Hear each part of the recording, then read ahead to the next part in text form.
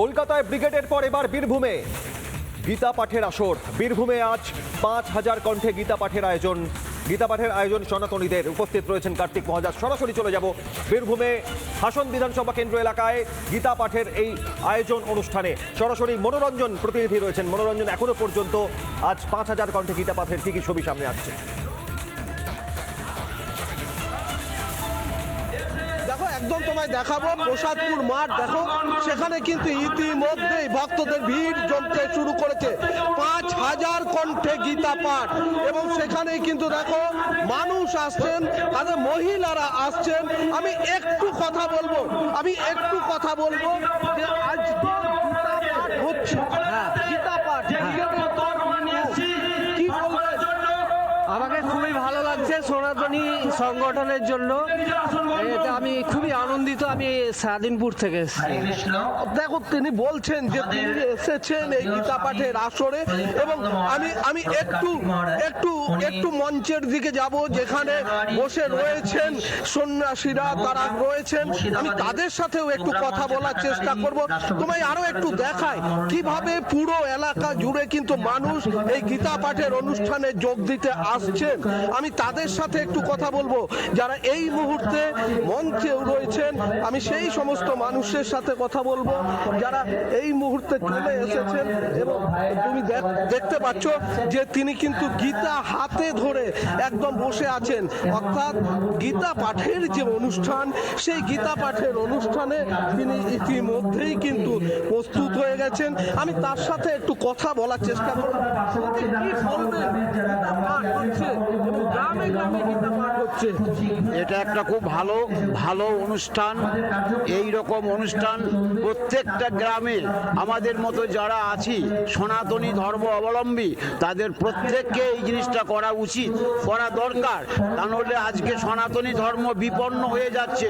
সনাতনী ধর্মকে বাঁচাতে গেলে আমাদের মতো এইভাবে লাখো লাখো মানুষ এক জায়গায় সমবেত হয়ে গীতা, ভাগবত এই সমস্ত অনুষ্ঠান একের পর এক করে যেতে হবে।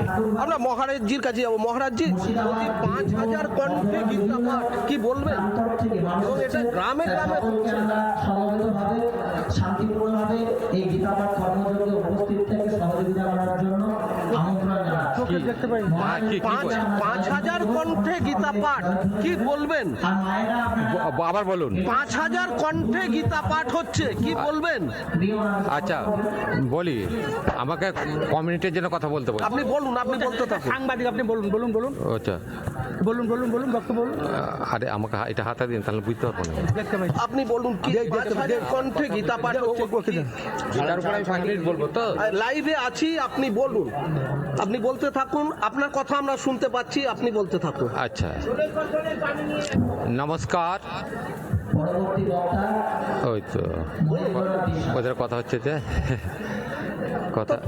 উনি কার্যত এখানে আসবো বলছি, কি বলবেন? 5000 কণ্ঠে গীতা পাঠ এইভাবে গ্রামে গঞ্জে একদম হচ্ছে।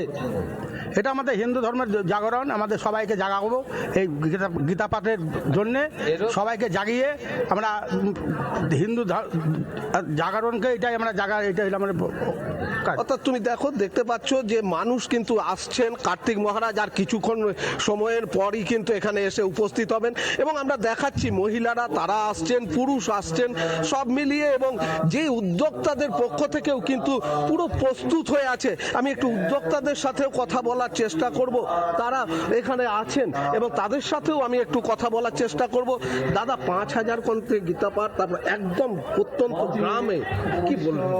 এরকম দেখুন, আমরা এই বীরভূম জেলায় আজকে এই প্রথম যে গ্রাম অঞ্চলে উদ্যোগ নিয়েছি, যে আমরা মানে গর্বিত এবং ভাগ্যবান মনে করব যে আমরা কলকাতায় দেখেছি যে 5 লক্ষ কণ্ঠে। তো সেই একটা আমাদের আবেগ যে এখানকার মানুষের যে এসছে যে গীতা পাঠ আমরা করব। তাই এখানে 50 জন কমিটিকে নিয়ে যে আমরা একটা চিন্তা ভাবনা করলাম যে কাকে নিয়ে করব। আমরা কার্তিক মহারাজ এবং মহাশয়ের সঙ্গে দেখা করলাম উনি বললেন আমি সময় দেবো, তোমরা অ্যারেঞ্জমেন্ট করো। আমরা এই গ্রামে আমরা সমস্ত মানুষকে জাগ্রত করার জন্য হিন্দুত্ব সমাজের যে এই গীতা পাঠ, সেই গীতা পাঠকে আমরা লক্ষ্য করে যে আমরা হিন্দু সনাতন যারা এগিয়ে আছি এবং এগিয়ে যাব, এরই জন্য এই গ্রামে একটা মহৎ অনুষ্ঠান নিয়েছি যে গীতা পাঠ করার জন্য। এবং এই হাসন বিধানসভাতে সেখানে যেভাবে এত মানুষ আসছেন এবং প্রত্যেকে কিন্তু গীতা, আমি একটু কথা একেবারে আর বলবো। কিছুক্ষণের মধ্যে মনোরঞ্জন এখানে এসে পৌঁছবেন কার্তিক মহারাজ। আজ 5000 কণ্ঠে গীতা পাঠের আসর বীরভূমের হাসন বিধানসভার প্রসাদপুর স্কুল ময়দানে গীতা পাঠের অনুষ্ঠান, নজর থাকবে সেদিকে।